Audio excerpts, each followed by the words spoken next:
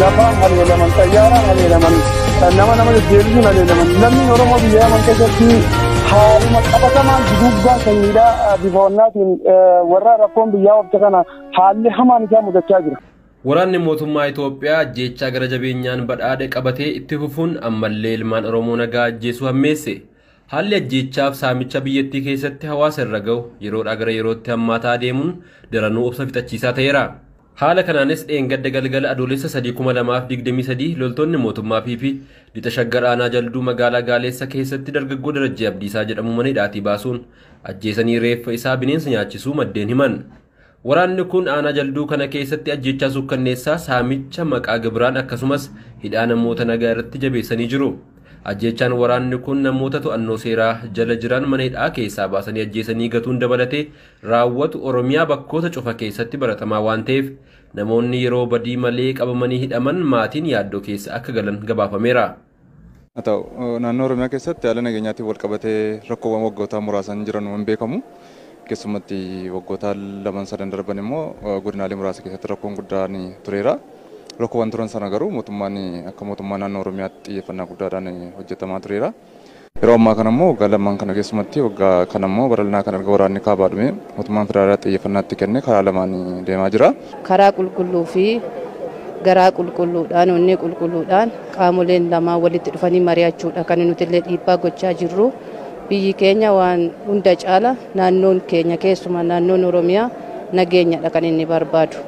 Nageenya yoo argate uummata qotatee bocatee jiraachuu danda'u waan ta'eef nagaadha kan inni barbaadu. Dhugaa dubbachuudhaaf Oromiyaan yeroo har'aa rakkoo guddaa yeroo kamiyyuu argee hin beekne keessa jira. Dhimmi kun immoo furmaata barbaada. Kanaaf balaan qaqqabeera, namni du'eera, kan buqqa'u buqqa'eera. Amma garuu isaan sana bakkatti deebisaa furmaata itti taasisuun baay'ee barbaachisaadha. An akka bakka bu'aa uummataattis haa ta'u akka jiraataa lammii tokkootti akka saba Oromoo tokkootti hawaasa kanaaf furmaanni barbaadamaa jiru itti cimuu qaba. Nagaan bu'uu qaba. Sabni kun kaleessas gaaffiinsaa gaaffii walqixxummaati, gaaffii dimokiraasiiti, gaaffii bilisummaati, gaaffii ofii keenyaaf ofii keenya nagaa arganne uummattoota Itoophiyaa wajjin walqixa fayyadamuu qabna waan jedhu sanadha ture. As keessatti nutis gama kan keenyaan marii yeroo bal'aa geggeessineerra.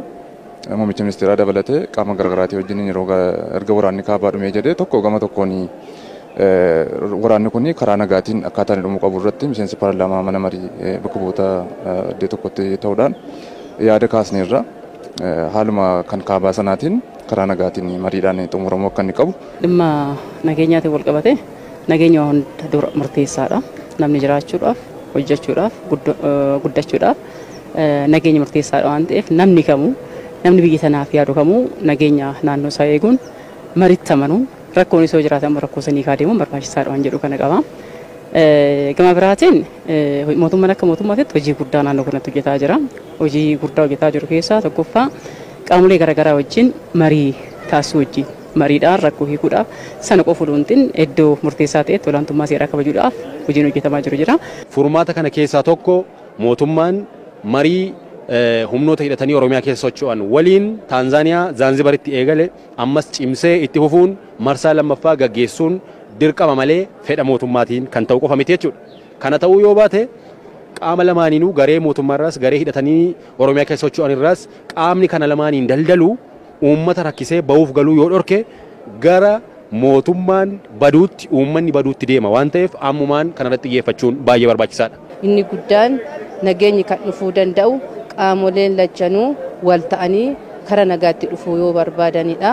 Isaan lachuus qaamni lachuus immoo araaraaf fedha guddaadha qabu waan ta'eef qaamni calqabe qaamni kan dhimma kanaatiif dhaabbate cimee akka itti fufuu fi akka ariifatudha nuti illee kan gochaa jirru.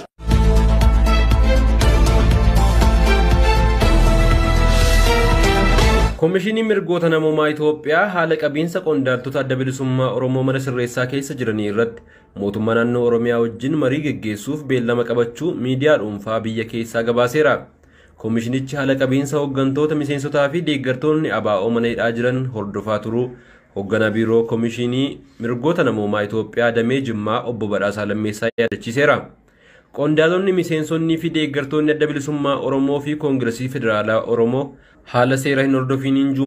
Dr. Asabe Raggaasaa guddaa galatoomaa isiniin jecha kaleessa muummichi ministeeraa Itoophiyaa Dr. Abiy Ahmed mana maree bakka bu'oota uummataaf dhiyaatanii gaaffiif deebii taasisaniiti jiru.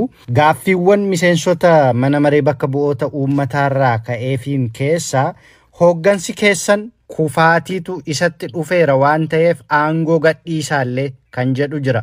Dhimmoota ijoo ka'an keessaa dhimma nageenyaati. Dhimma nageenya biyyittiin irra jirtuu fi haalli miseensonni itti gaafatan akkasumas haalli muummichi ministeeraa ittiin deebisan akkamittiin madaaltanii Dooktar?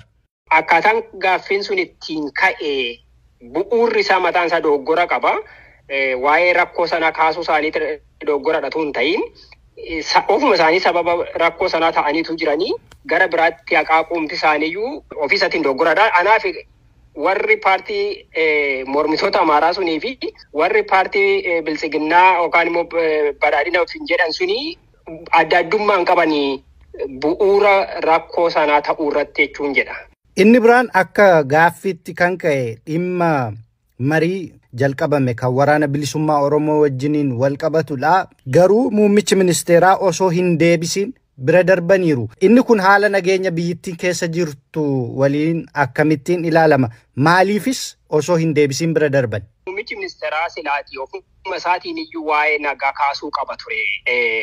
Kaleessa dhaggeeffataniittu jedhee yaada karaa hunduma isaa irratti humna ammasii qabna, humna waraanaa kan Afrikaa keessatti tokkoffaa ta'ee kan waggaa 200 fi sadarkaa guddaarra humna isaa ijaarratee jiraachuu danda'u ijaarreerra kan jedhudha kan inni odeessaa ture. Kanaafi waa'ee araaraa fudhanna yaada keessan kana kun baay'ee barbaachisaadha. Biyya kana waliin taanee ijaaruu dandeenya sicha jedhutti tun taane humna waraanaa guddaa qabna kan Afrikaa keessatti sadarkaa guddaarra jiru qabna waan ta'eef humnaan balleessuu dandeenya yaada jedhu waan qabuuf sana fudhachuu dhiise jedheen kan ani yaadu. Miseensi biraan kan gaaffii kaase dhimma walitti dhufeenya Eertiraa fi Itoophiyaati amma sadarkaa maaliirra jira kan jedhu gaafatamaniiti turani. Isas osoo hin deebisiitiinidha kan isaan bira darbanii. Haalli nageenya Itoophiyaa fi Eertiraa yaaddessaa waan ta'eefidha moo walitti dhufeenya gaarii amma qabaachaa waan hin jirreef immoo maaliif dhiisanii bira darban laata? Tokkoffaani jeequmsa biyya sana keessa jiru gahee guddaa kan taphataa jiru keessaa tokko Eertiraadha. Naannoo Tigraayitti kan waraanaa ture isaanidha. Kun immoo kan inni ta'e beekamtii fi affeerraa mootummaa Itoophiyaatiinidha. Amma immoo erga keessumaatii marii fi araaraa warra Tigraay wajjin Abiyyi geggeesse hariiroon isaanii warra Eertiraa wajjin qabani badeera. Abiyyi kana mul'isuun isaaf qaanii guddaadha. Maaliifi hariiroo guddaa akka waliin qabutti beekama.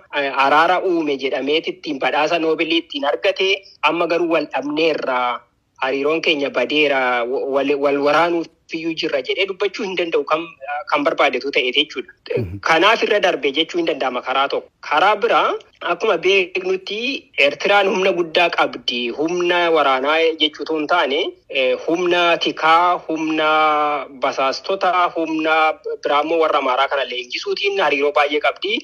Waggoota 30 darban keessatti garuu gaanfa Afrikaa jeequu irratti waan baay'ee hojjetaa turte waan ta'eef Abiyyi sodaachuun isaa iyyuu nafu hariiroon isaanii warra Amaaraa wajjin qaban guddaa waan ta'eef kanaaf yeroodhaa fi harka lafa jalaatiin isaan wajjin wal dhabdee qabullee furachuu barbaada malee paarlaamaa irratti baasee hariiroo gaarii qabnas yookaan hariiroo hamaa qabna jechuu hin barbaadu irra dhiisee darba jedheen kan yaadu.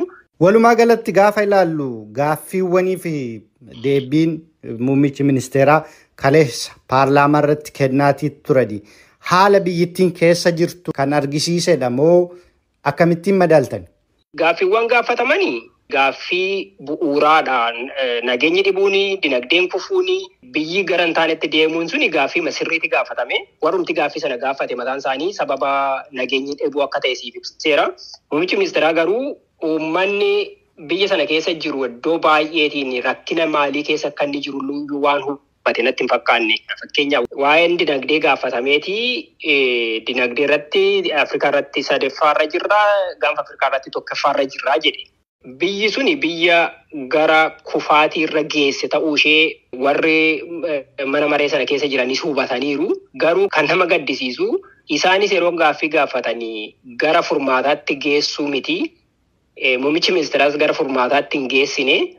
Furmaata garuu kan ta'uu danda'u mariidhaanii dhaabbilee siyaasaa warra morma wajjin, warra biyya keessa jiran wajjin, warra bosona jiran wajjin taa'anii mari'atanii furmaanni gara fuulduraatti maal ta'uu qaba biyya kanaaf kan jedhu yoo ta'e irraan kan darbe akka isaan sun gaafatanii mootummaa diignee filannootti deemna jedhanis miti akka muummichi ministeeraa humna qabna waan ta'eef humnaan diigna jedhu yookaan cabsina jedhu sanas miti jechuudha. Dooktar Asabe Raggaasaa ibsa naa kennitaniif guddaan siin galateeffadha.